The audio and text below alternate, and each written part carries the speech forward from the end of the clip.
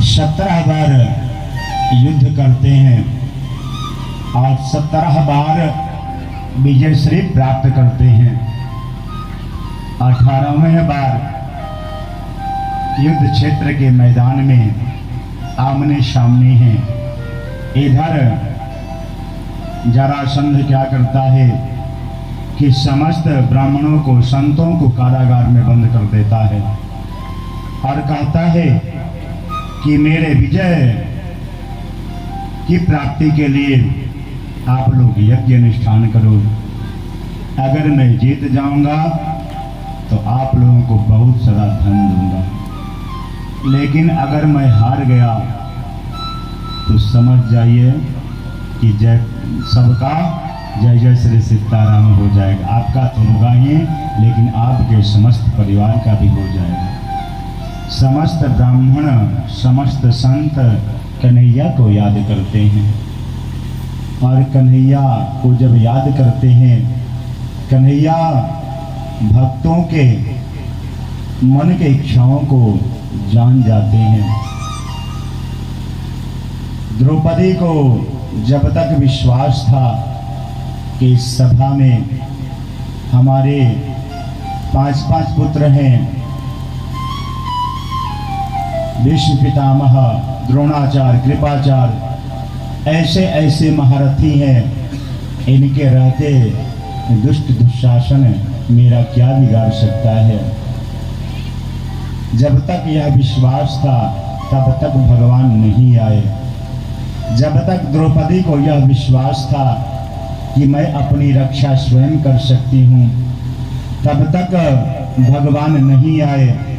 और जैसे ही द्रौपदी असहाय हो गई और हमारे प्रभु को याद करती है, हमारे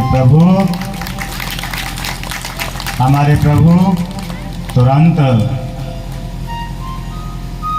आ जाते हैं और नारी बिच सारी है कि सारी बिच नारी है। दुष्ट दुशासन खींचते खींचते थक जाता है, साड़ियों का ढेर लग जाता है, लेकिन फिर भी द्रौपदी का चीरहरण नहीं होता है। जब तक गज ग्राह से अपने प्राण बचाने के लिए प्रयास करता रहता है, सोचता है कि मेरी पत्नी है, मेरे बच्चे हैं, ये सब भी हमारे सहयोग करेंगे।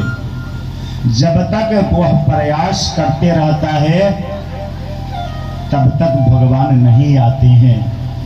और जैसे ही गज असहाय हो जाता है और भगवान को प्रार्थना करता है, गो कहता है और बिंद कहने ही वाला है, उसी समय हमारे प्रभु आ जाते हैं और चक्र सुदर्शन से गज की रक्षा करते हैं ग्राह से।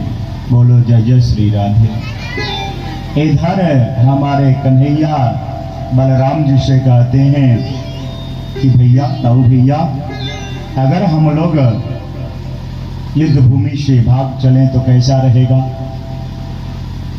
बलराम जी कहते हैं, अरे कन्हैया क्या बोल रहे हो, बहुत बदनामी होगी। लोग कहेंगे कि कृष्ण जो त्रिभुवन का पति है, आज कृष्ण भी जरासंध के भय से रण से भाग गया। कन्हैया कहते हैं, कोई बात नहीं, लोग मुझे ऐसे भी माखन चोर, चित्त चोर कहते ही हैं, एक और चोर कहेंगे तो क्या हो जाएगा। और संतों और ब्राह्मणों के रक्षा करने के लिए हमारे कन्हैया रणभूमि से भाग जाते हैं। नाम पड़ता है रणछोड़ राय। बोले रणछोड़ भगवान की, रणछोड़ भगवान की।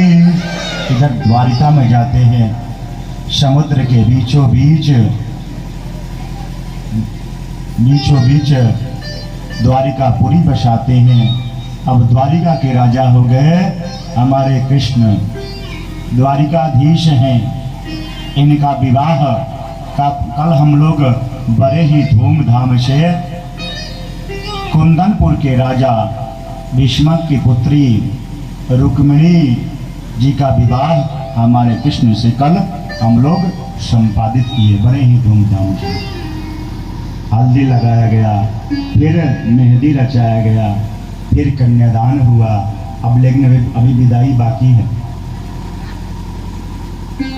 अभी मैया कहाँ विदाई करने वाली? कहते मैं नहीं विदा करूंगी।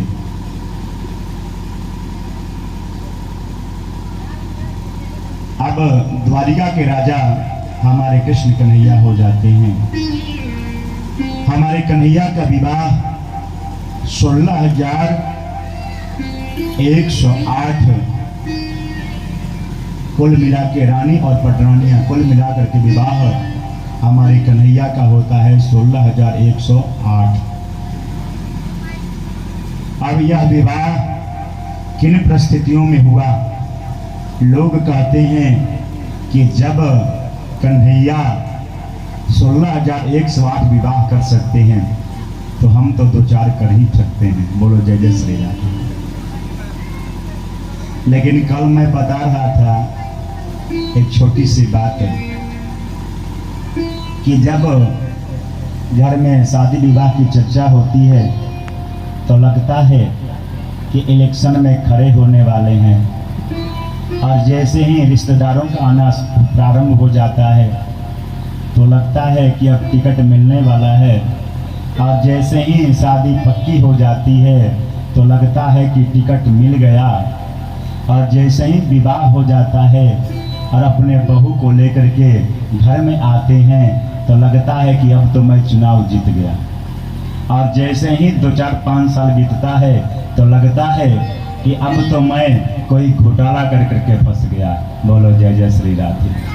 जब एक में हम लोगों के साथ में ऐसा होता है घटना, तो हमारे कन्हैया 16,108 विवाह करते हैं और सबके साथ में एक साथ में रहते हैं। महाराज नारद जी एक बार पहुंचे कि भगवान तो एक हैं और उनकी जो रानियां हैं वह 16,108 हैं। हमारे नारद जी जब पहुंचते हैं ना, तो जिस घर में जाते हैं, जिस रूम में जाते हैं, उसी में हमारे कृष्ण कन्हैया विराजमान है। महाराज अगर ऐसी हमारे पास क्षमता हो तो रख सकते हैं, कोई बात नहीं। बोलो जय जय श्री राधे।